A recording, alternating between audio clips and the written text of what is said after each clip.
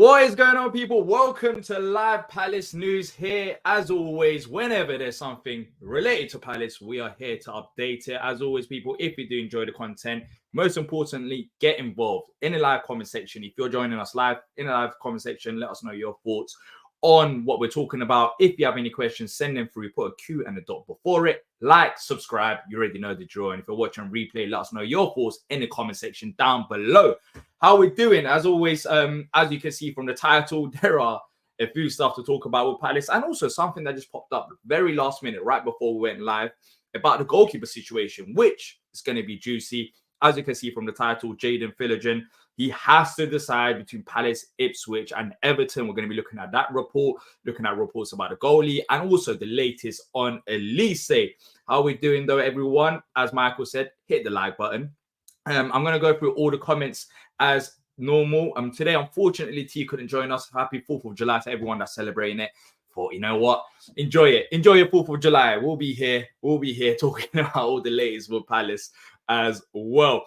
Now, with the Jaden Philogene rumors, it is kind of funny, kind of weird what's been going on. So, according to reports, and that's been coming out in the last few hours, he has, well, not him, but his camp, his agent, has allegedly gone to Barcelona training ground, turning up, and Barcelona asked him, "Who are you?" He's been taking photos there. It's a bit confusing because apparently he was on a move to Barcelona, but Barcelona didn't even know about this. So don't know what's been going on. That happened last night. And now after them reports, Fabrizio Romano has said the following. He said that Crystal Palace, Ipswich, and Everton have sent proposals for Jaden Philogene, who, has been linked with Palace for a while. However, there's been a report that's come out today. This is from a BBC sport journalist saying the following, that Ipswich are hopeful of completing the move for the player from Hull as the deal edges closer. The player prefers a move to Portman Road. Now, it's all a bit baffling. I don't know why the agent is turning up to Barcelona training ground to take photos. It's a bit unprofessional, bit weird, especially if Barcelona were not expecting you. However, he had to decide between Palace, Ipswich, and Everton. But surprisingly, and I'll say my reasons, seems like the players preferring a move to Ipswich.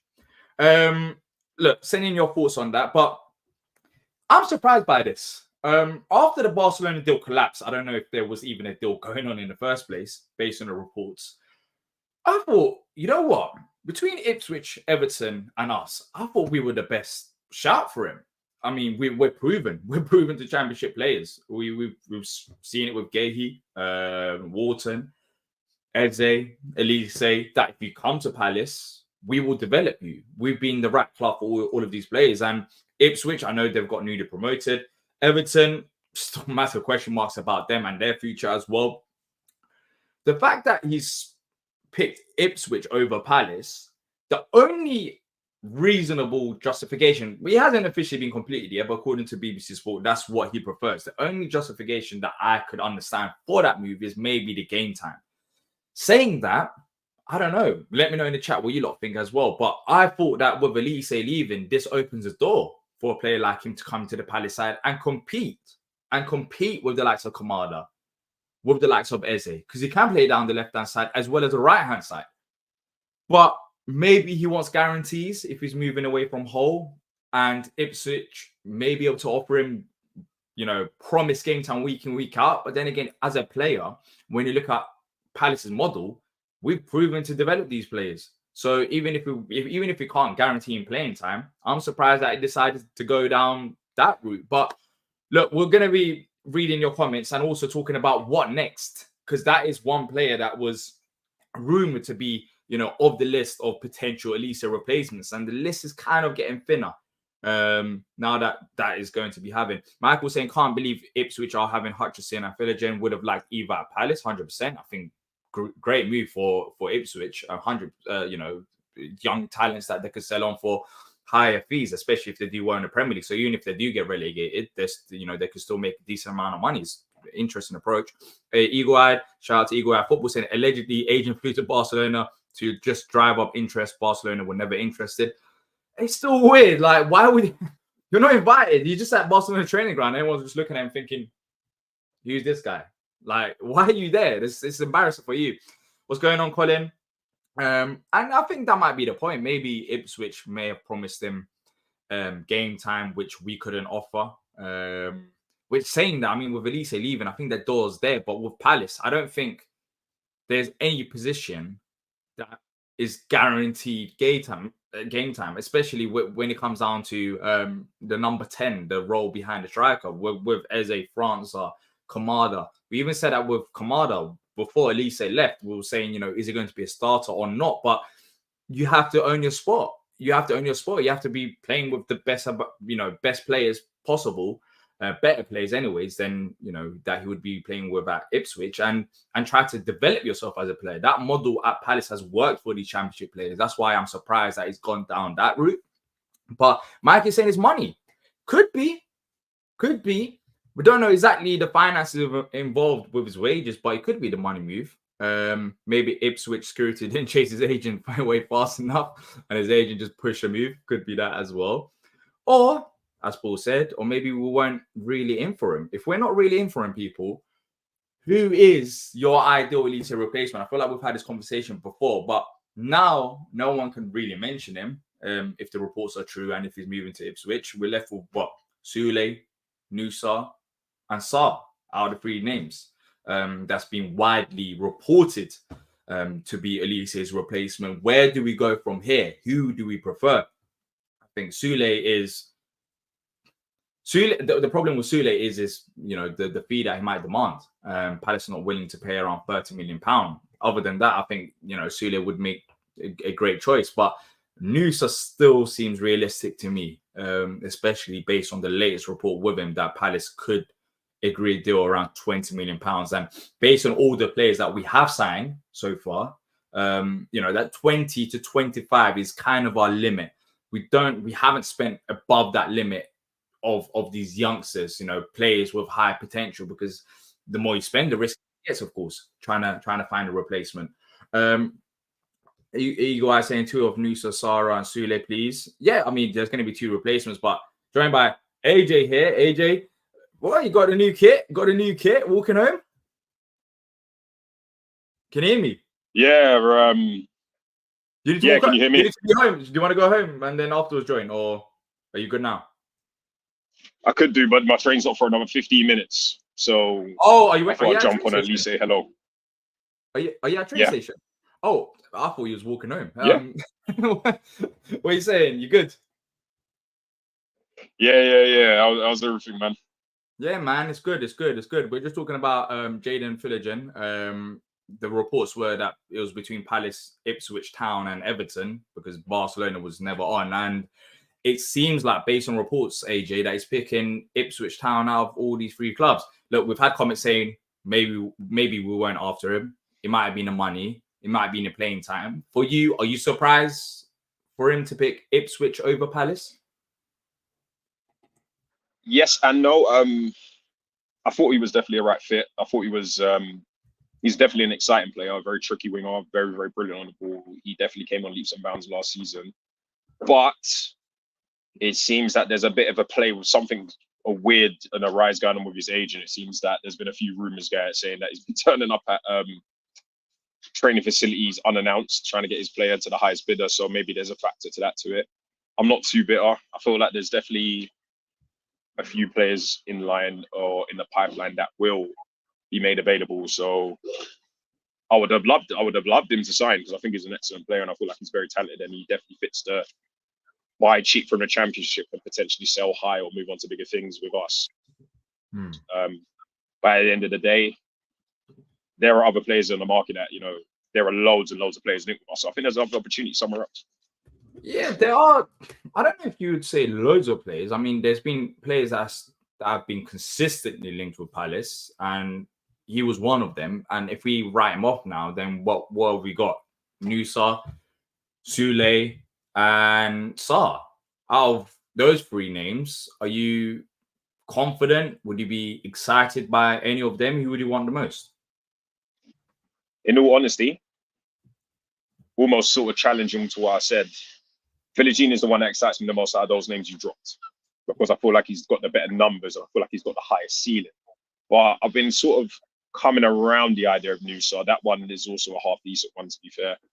But then after that, the other names are a little bit of a category potentially below, if I'm being brutally honest with myself. I would have liked to get Philogene, but I think the way that the club's just been operating recently on and off the field, it's not the end of the world if we don't get him. We've got to remember we play with a certain formation, and that formation doesn't particularly exclusively have attacking wingers in it. It's more like almost two attacking central midfielders, almost like two number 10s in a weird kind of way, and then obviously playing with wing backs.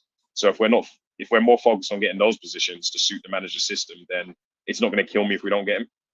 I feel like Kamada coming in, I feel like there are loads of other midfield options we've got at choice, and I feel like there's definitely another attacking midfielder out there that we could potentially get. It's not going to be the end of the world if we don't get him. I'd like him, but the way that the team's been operating, I've got so much faith. It's just not a concern for me. Yeah, I mean, I would be surprised if more names ain't mentioned as well. Because I mean, as I said, there were the three names that I've just mentioned: Sule, Sarr, and also Nusa, who's been rumored to be as Olise's replacements. But you would think, AJ, with how we've been so far in the transfer market, there'll be more than three that we probably just don't know about yet, and the club, rightly so, probably trying to keeping it secret just to make sure other clubs don't nab them, or there's no benefit of the club putting information out there to the public.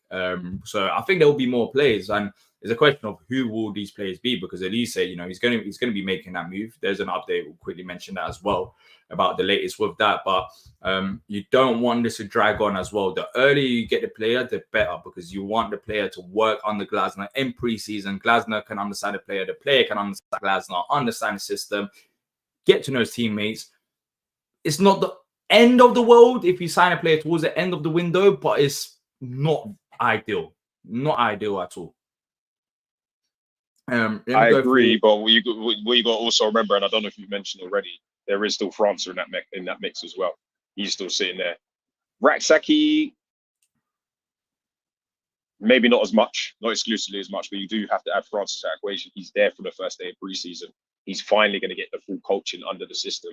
So if he has as good and as hyped as all the other players, plus Kamada, plus Eze, do we need to add a ton of players to that equation? And I love the idea of having a good squad depth. Don't get me wrong, but it's not the end of the world. We're not in Europe right now, so we've got enough to kind of make a bit of changes.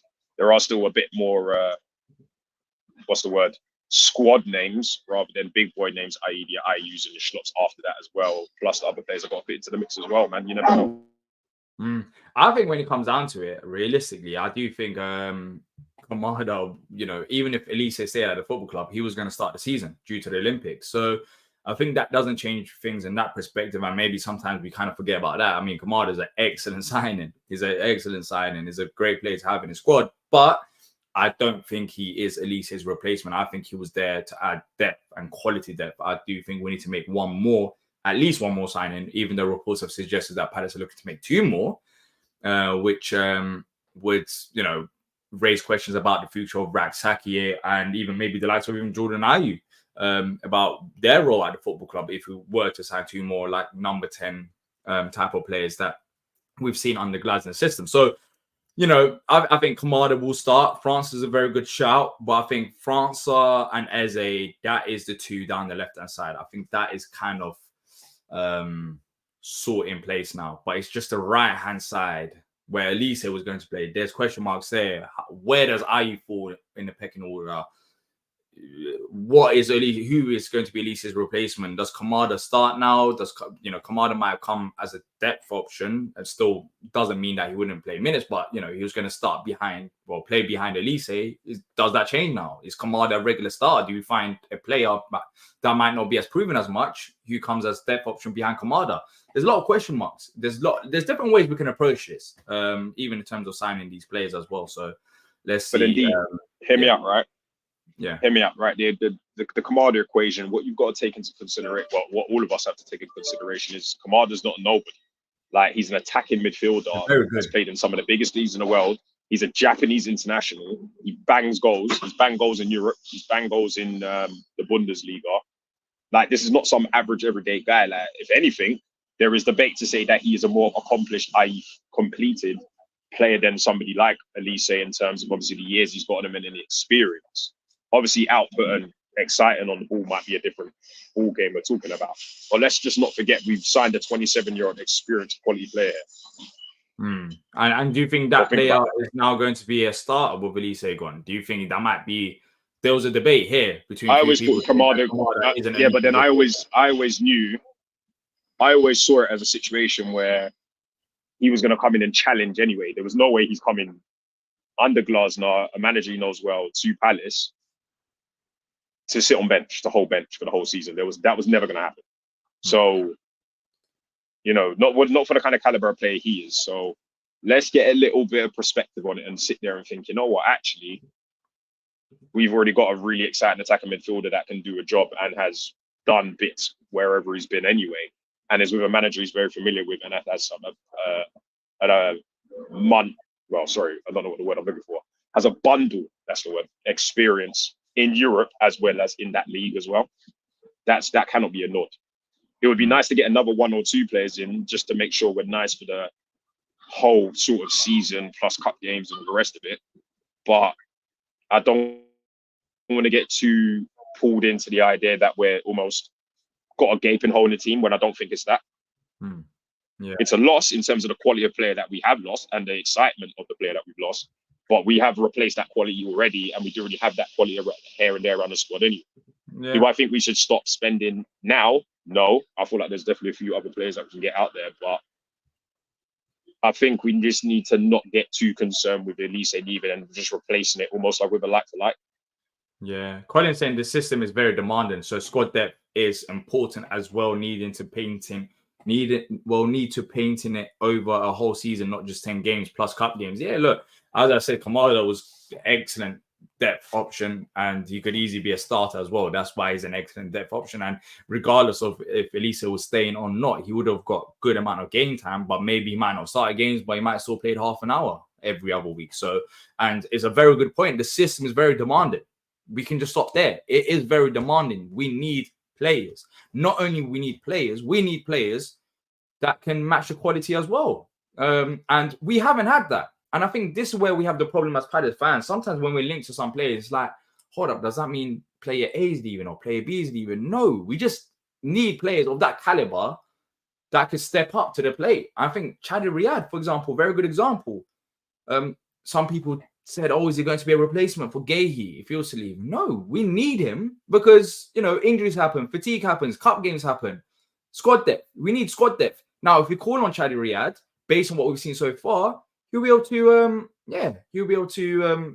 prove himself. He'll be able to prove himself and hopefully perform to the levels he should do. So yeah, I think that is one thing that we're going to find out. But yeah, AJ, if you want, I think you need to go on the train. I don't know if there'll be much signal there. So if you want, you could go and maybe try to come back if there's signal. If not, don't worry, I got this, bro. But I appreciate you jumping on anyways. All right, then, cool. Take care, AJ. Cool. We had AJ there giving his thoughts. There's a few comments here as well. Then we'll be moving on to the next bit of rumor. As always, people, if you are here and enjoying it, hit the like button. Thank you to every single one of you that's done that. Let's try to hit at least 150 likes with the people that will be watching it on replay as well. They must saying, I've heard the England team won't be voting today. They can't find the box, let alone put a cross in it. Plot twist, Olise stays. You know what? Let's quickly mention the Olise update. And then we'll talk about the next player, which I don't know why I'm excited, but it's this topic's been going on and off throughout the whole of summer. So the next player will spend a good amount of time. Let's talk about Olise. According to Fabrizio Romano, Bayern Munich have booked the initial part of the medical test for Olise, and it is going to be on Sunday. So, there were question marks about the fees involved. Bayern Munich had to agree with Palace, paying maybe up front or the sell-on clause. I think those are now all finished. And plot twist, I don't think he'll be staying, if the reports are true anyways. According to Fabrizio Romano, he will be having his medical on Sunday. So that is the latest update on Olise. By the way, people, if you have any questions, put a Q in the dot before it. We'll answer them after after we finish with all the rumours as well. Alex saying, think Chiad was more of a replacement for Tompkins. Yeah, and it's a very good replacement. And that's the thing. Look at the level of the quality between the two players. Tompkins, very good player on his day, but they just go up to him. And now Riyadh, if we do want to call up on him, I know we haven't seen him play yet, but based on what we saw of him even last season in the La Liga, he should be able to step up. With Tompkins, I mean, there were times where Lerma had to play centre-back last season because Glasner just didn't trust Tompkins as much. I know Tompkins had a few appearances here and there, but now we've got quality depth. That's what it is, quality depth. And yeah, it is an improvement, 100%, and very good point as well. Now, someone has already mentioned it, and this rumor hasn't really gone away. It hasn't been here for a week in, week out, but it hasn't gone away. And that is on Sam Johnstone. According to Sky Sports journalist James Savondra, he said the following, that Forest remain interested in Crystal Palace goalkeeper Sam Johnstone. Now, people, let us know your thoughts about Sam Johnstone being potentially on a move to another Premier League rival. Forest want him. I think that is clear as daylight. This is not, this report. I feel like we've spoke about this on Palace News quite a few times, and I'm not even talking about just this summer. Even last season, we were talking about it as well. Forest want him. The question is, do we sell him, and how much for? Now, my opinion, of course, is that I think we do sell him. And as I've said quite a few times this summer, I'm surprised that Johnstone hasn't been mentioned as much, because I don't see him being at this football club come end of the window. Dean Henderson is the number one option. We basically, buying him last summer, it was. We basically said, we want to go ahead with Dean Henderson. I understand some people who may say, oh, it's good to have Sam Johnstone and Dean Henderson at football club, but realistically, with the goalkeeper situation, it just doesn't work as any other position when we talk about depth and quality depth. You do have your number one and you have your number two.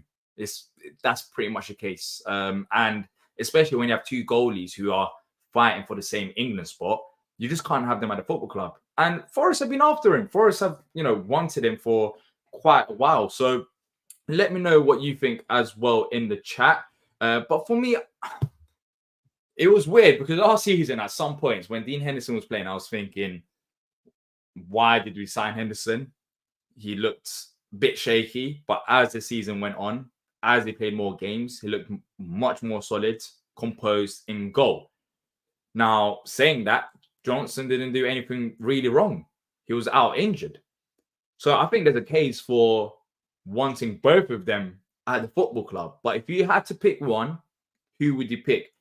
I think if we sell Sam Johnstone, it's going to be a simple case of getting, £50 million for him, similar amounts, or maybe the same amount of money as Dean Henderson. So what we're doing is, for PSR reasons, it'll be profit, which is good.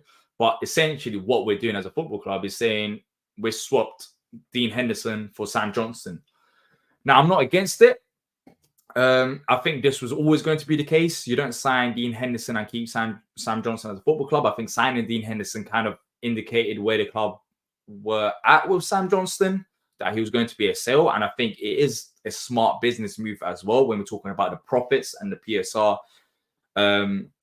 concern that's been going on around the Premier League. So, we basically swapping one player for another. But would you be happy with this? And how much do you think is worth? Let's see the comment section now.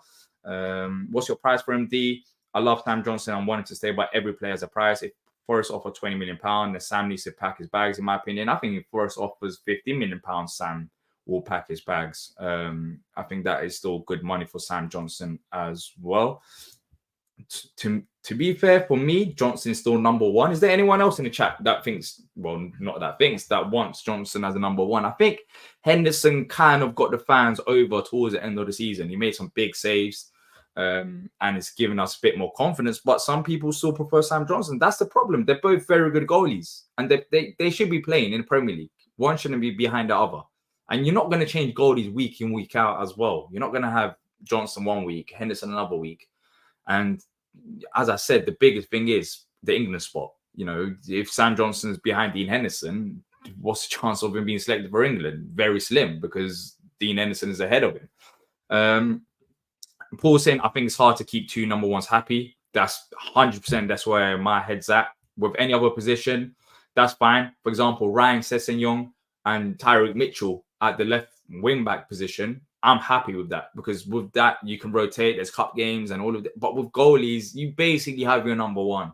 You have your number one and you stick with your number one. And right now, we have two number ones. And I think it's hard to keep him happy.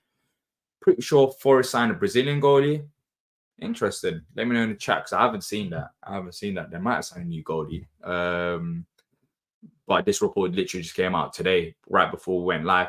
Colin's saying, whose Ayush Schlupp will be used if we get injuries at most, won't have the amount of games of last season, and reason why they got a year extension, they'll be gone next season. Maybe a second goalie, though. Going back to goalie's topic, we'll talk about other questions and statements after. Yeah, it might be in that Brazilian goalie that I don't know about, might have been second choice goalie. Paul saying, I think 15 million is about right. Would you use Matthews as a second or keep someone like Owen Goodman? With all due respect to Raymond Matthews, he seems like a great guy as well. He's not second choice goalie level. He doesn't give me that confidence. Maybe he does to some of you, but to me, he doesn't. So I'd rather keep Owen Goodman. But also, yeah, I don't really see the club buying a second choice goalie. I think we will sort it out internally. So I think for me, it's Owen Goodman who gets that second choice goalie. And we're talking about a player that was on loan last season as well, so he's got a bit of first team experience. So it's nicely set up for him, and maybe he could be playing cup games and learning his way through like that. As Eagle Eye Football is saying as well, will be 100% profit. Tim's saying, surely Goodman will get another loan this season, or maybe he stays if Whitworth goes on loan. I like Goodman a lot long term. I think it depends on both of them. It depends on, who goes out on loan, who stays. But I think we'll be one of the academy players that will get his second choice goalie. I'll be surprised if Remy Matthews is the second choice goalie, because he just doesn't give me that confidence like that. Just seen this, Carlos Miguel, goalie set for medical as Forest transfer update emerges. What club does he play for? I don't know much about him. How old is he? Let's actually check now. Actually, not on my laptop, because my laptop will probably explode if I try to check that. But yeah, so I mean, Johnson, as I said, let me know as well. I'll be hugely surprised if he's still a Crystal Palace player come end of the window. I think a move makes sense for all parties involved, and that will be the case. But if you're enjoying the stream, people, hit the like button. Let's try to get closer to 150 likes as much as possible, and also let us know your thoughts in the comment section down below if you're watching it on replay. Let's go through some of the questions. As always, the system just works simply. Just put a Q and a dot before it. We'll pin it and answer it now towards the end of the show, which will be now, unless there's a few more other Corinthians. So yeah, maybe he's he might be second choice goalie, and Sam Johnstone might be number one. But Sam Johnstone is them rumors are not going away. It seems like Forest is still after him. So yeah, let's see if they actually go for him as well. 25 years old. All right, let's go through some of the questions now. Tim's saying, do you know anything about Tottenham's interest in Nusodi? No, I don't. I think they've been linked with him before, but I don't know about anything as of recently. That's interesting. I haven't seen anything as well. So that might be one to look out for. As we spoke about with Jaden Philogene, that's a player that we were after, and he's gone as potential his replacement. Now, if we lose Musa as well, we kind of get limited with the amount of options that we have. So yeah, that'll be one to look out for if there is serious interest. There also, Tim saying, where do you reckon France will place in Glasner's system? I think he's the backup option to Eze. I think he plays on the left-hand side. I think he's a player that I am expecting to surprise a lot of us, because some people have written off France already. And I think that's a bit harsh due to the fact that when he first came to us, he was injured. Second of all, I don't think Roy really got the best out of him. Some of the comments towards him as well wasn't great. The opportunities were limited, so he had a hard season to prove himself. Then he got injured again, and now he's just had this fresh start, France. So I think he's a player to look out for next season. I think he'll be playing down the left-hand side in that number 10 role behind Eze, and I think he'll be a very good depth option, and hopefully we get to see a bit more of him because he didn't have that game time last year under Roy as much as he should have. Also, Ash saying, D, who would you prefer to play in the semis? So talking about me, Turkey, England or Switzerland? That is a very good question. That is a very, very good question. I would lean towards probably Switzerland due to the fact that England just have them, the quality players that's carried Gareth Southgate so far. But yeah, if Southgate was a manager of Switzerland, then if we swap the Switzerland manager with the England manager, then I'd rather face Switzerland. But I think the quality of players that England have can carry them. So yeah, that's what I'd rather face if Turkey went through. If depth matters, does that argue for Jess staying, or is that criminal because he needs to learn for his development? It depends on who we sign, but if Kamada and another signing that we make, which will be for a decent amount of money, all these players that we've been rumored with, joins the club, then I think Jez gets that loan move because we also have IU there, so it helps his development. But if we didn't sign another player, which I'll be hugely shocked about, to replace Michael Olise, then yeah, Jez could be staying. But I think Jez will be getting that loan move. But first of all, we need to make sure we bring in that extra player before we send out Jez out on loan, because God knows what could happen. If we don't get any other replacement and we send out Jez on loan, then that would be a stinker if we just had Kamada and IU as the options ahead of Olise. So yeah. Anyone heard of ranks before this week? No, I haven't, not as much. But I know a few people, especially T, who's been watching him and wanting him. They rate him highly. And then again, we spoke about that yesterday, so check out yesterday's Palace News episode for all the information on him. Spiritual saying, which academy player has more chance at making the first team next season? I've always sided with Danny Imre. I'm surprised there's been linked with Bromley because I think his ceiling is a bit higher than that. I think it makes sense as a backup option for Munoz. So I want him to prove himself in pre-season to Glasner. Imre, I think, has got the talent. So for me, it's Imre, but let us know in the chat who you think in academy, if any, could be making a chance in the first team next season. Older Bear saying, does rejecting Barcelona for Palace make us massive? It would make us massive if Barcelona had interest in him, which according to reports they didn't. It seems like the agent just went to Barcelona to drive up interest, and he got basically kicked out by Barcelona saying, who are you? And also, it would make us massive if he was joining us, but it seems like based on the reports, he'll be going to Ipswich Town. Ash saying, why do you think we haven't fully used the incoming loan system in recent seasons? I think the loan system has hurt us. In the short term, it's helped us, and long term, it's hurt us. And I think that's why we're a bit worried about the loan market. Something we spoke about quite a few times. Like, we've always got these options to loan in some of these players, and we've done great with them. Ruben Loftus-Cheek worked out well, Conor Gallagher. But the problem is with the loan market is we've been developing these players and sending them back to their parent club, and then afterwards they profit from him. I mean, Conor Gallagher was at West Brom before Palace. He was not hyped as much. He came to Palace, made his name, went to the England squad, and now Chelsea are looking to make 40 to 50 million pounds off Conor Gallagher. Would that have been the case if he didn't make the loan move to Palace? I think there's a very big chance of no. Maybe, maybe Conor Gallagher's stocks would have been much lower. God knows where he could have ended up and the opportunities that he could have had. I think Palace and Vieira's system suited him, and that's where it worked out. Now, I think Palace would be open to using the loan market, and this side with this as well, if we have an option to buy to some of these players. Because I'm kind of tired of developing other players. We've got our academy. We could use some of our academy players. If the clubs don't want to offer us that option to buy, then it's a bit boring. Like, we've been here, we've done it quite a few times. Learning these players, develop them. Oh, they're great for Palace. Oh, are they going to sign? Nah, because Chelsea don't want to sell him. I mean, it's boring. I mean, we've been there, we've done it. So there's no reason. It doesn't really help us financially in that aspect, especially with what we're trying to do.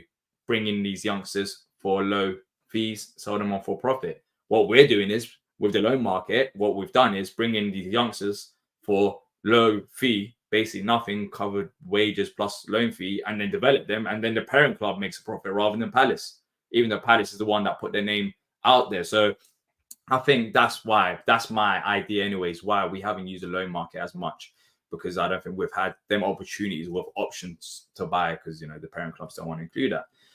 Colin's saying, when do you think we'll see Kamada in flesh, or have we just got the manga version of him? He was recently out on international duty. He's probably having a bit of a holiday, but I think we'll see him maybe potentially next week or the week after. So I'm not worried about that. But that's a funny comment. But Tim saying, anyone else excited seeing the video from the training ground? I really like seeing so many players come back. Fun seeing Imre, Teo, and others as well. Yeah, man, it's good. It's a fresh start. Glasnow's got his pre-season now. And on top of that, Glasnow knows some of these players. He basically had that extended pre-season last season at Palace with us being destroying the league towards the end of the season, and him being able to rotate if he wanted to, seeing these players in training. It was a bit more relaxed approach. So yeah, it's a fresh start. Hopefully the players are fit, because the reports were that if no one's fit, then they're not going to be able to play. So yeah, let's see. Loan to buy. I think that's the case. If there's a loan to buy, I think Palace will be exploring that market a bit more, but I don't know if we have had them opportunities so far. Any other questions? Depth at left back, for example, would have been useful. Well, it seems like we're going ahead. Well, Ryan Sessegnon, he's training with Palace, so that left back position may be solved like that. But yeah, we do need depth at left back. We need depth at right back as well. Not really right back, it's right wing back and left wing back. And for me, Imre is the one that kind of fills that hole down the right hand side. As long as he proves himself in pre-season, of course. What are the odds we sign Sessegnon? I think it must be pretty high. The fact that he's training with us. I don't think Sessegnon will be training with us if we weren't serious, if he wasn't serious. I also assume that he won't be training with us if there wasn't a package that realistically we could put out there for Sessegnon in terms of wages and his contract. So I think it should be pretty high, unless another club comes in, which I doubt it. I mean, he's training with us. Another club comes in and takes Sessegnon off us. But then again, it depends on if he proves himself. I think the chances are high that we could sign him, but that depends on if Sessegnon is the player that Glasnow wants, and he has to prove himself in training. Rob Holding's answer to who he missed the most. I saw that video, but I forgot. What was his answer? I can't remember. Has Imre signed a new contract yet? I don't think he has. That's a very good point, because his contract was meant to run out, unless he has, and we don't know about it, because with Palace, sometimes we like to announce it, sometimes we don't. We're kind of quiet with the contract situations. Evan saying, do you think Glasnow will be satisfied with how this window is going? Yes, I do think he will be satisfied. Kamada coming in, Riyad coming in, both quality signings. Of course, Olise leaving is a blow, but he knows that there was a high chance of that happening even last season. So far it's been good. We just need to make sure we find that Olise replacement and keep building. We don't need to do too much business. We just need to solve the problems that we need. And majority of the case is depth. With Olise leaving, of course, we need one more player there. With the striker situation, Edward hasn't really given me hope under Glasnow. Maybe he proves himself in pre-season. We might need to, sell him and bring in a replacement. But it's just, the last bits of the puzzle rather than, we need 5 or 10 players. No, we just need to be smart with our business, and we've still got time. But then again, pre-season has now started. So realistically, with the new signings, I think the earlier you bring them in now that pre-season started, the better it is for the player and also for the manager as well, for them to, get to know each other and the system, the teammates, etc. But so far, I mean, we've shown it. If the business is there, we'll do the business early. We've done it with 2 players. Heard his operation on his injury has done good, and it's just about proving his fitness and skill, etc. I heard that as well. So hopefully he does prove that. Also saying, seeing Glasnow's getting a say on some players, so for no reason for him not to be happy, just have to get them in early enough. Yeah, look, Kamada, that seemed like a Glasnow signing. He literally played for the player. Even in the announcement article, he did mention that, he's played under Glasnow, he knows the manager, and Glasnow knows him as well. So yeah, Glasnow does have a say, but it's not all on Glasnow as well. Paul is saying, what is happening with Zaha? God knows what is happening. To be fair, There was a video. It was in Turkish. The Galatasaray sporting director, who's actually left, it came up on my TikTok. He was talking about Zaha and how they signed him. And I need to watch the video again. I was a bit tired, but I think he basically suggested that Zaha, the reason why he joined Galatasaray was for the trophies and European football, which we all assumed.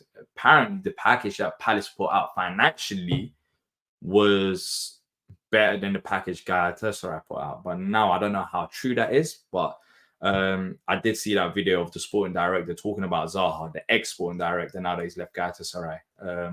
But now that he's won them trophies, is he a bit tired? He seems happy in Istanbul. I've seen his Instagram. He seems happy to be there. But then again, he's still a footballer. It's not about just being happy there. It's about playing football. Unless he just wants to chill. That's up to him at this point of his career. Do you think Imre gets his chance if Ryan signed for Palace? Yes, I do, because I think Imre will play down the right-hand side. Sessegnon is down the left, so they won't get in between each other.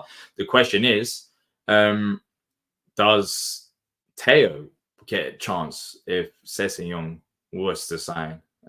Which is, I don't think he does, but yeah. I saw Glasner buying a pair of 110s in JD. Where do you think he will play in terms of who? Where do you think he will play? Let me know. No news on Eddie leaving. Yeah, it's gone a bit quiet there. Just like Sam Johnson we spoke about. It's gone a bit quiet, but I think something will pick up surely, unless clubs are not interested, which I'll be surprised about because he has scored goals in the Premier League. He's not a bad striker. I just don't think he suits his system. I read somewhere Zaha is on £300,000 a week, which sounds nuts. I don't think he's on that much. I don't think Galatasaray can afford that kind of wages. But yeah. Well, look, people, I'm going to wrap up now. We'll be here most likely tomorrow. If there's any other updates, if you just joined us now, hit the like button, subscribe. Make sure to go to the start of the stream to watch and catch up on all the latest Palace news that's been coming out today. Thank you to every single one of you. And until next time, up the Palace.